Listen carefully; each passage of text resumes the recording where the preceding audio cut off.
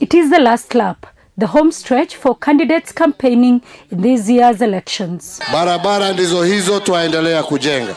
Two political heavyweights, the Jubilee Party's Uhuru Kenyatta and opposition leader Raila Odinga of the National Super Alliance, will face each other for the second time. The race this time is tighter, the stakes higher.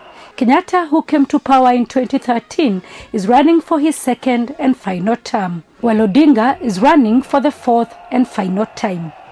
All eyes are on the outcome of the polls because Kenya has held together in the midst of neighboring countries that are in conflict. Kenya, apart from anything else, is a very important hub in terms of accessing many other countries in the continent, where you have matters like humanitarian assistance that's required to reach many countries. And therefore, this matter of a democratic, a peaceful, stable Kenya with a legitimate government and so on is critical even from the point of view of that function which, for instance, in the United Nations carries out. Kenya's neighbors are anxious because during the 2007 general election, the country descended into chaos after the opposition disputed the results. The effects of the violence were felt across the region as roads to the rest of East Africa were blockaded for just over a month.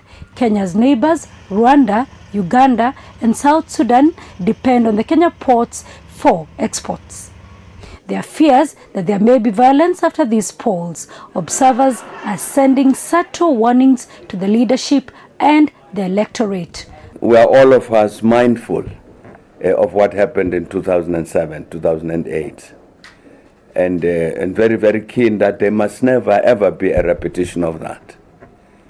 And for the sake of Kenya, but it's also for the sake of the continent because of the importance of the country, the Republic of Kenya. Kenya is even in a much better position to be able to get this election right than other countries have done. So even though people have apprehensions, I believe the political leaders must do more to allay those apprehensions.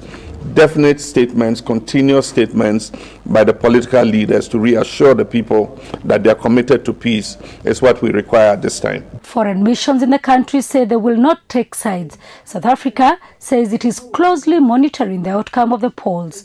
What is important is the outcome that will unite people of Kenya and make sure that the government that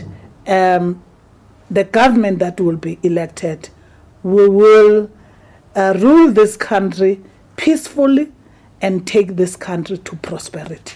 19.6 million Kenyans are registered to vote. Sarah Kimani, SABC News, Kenya.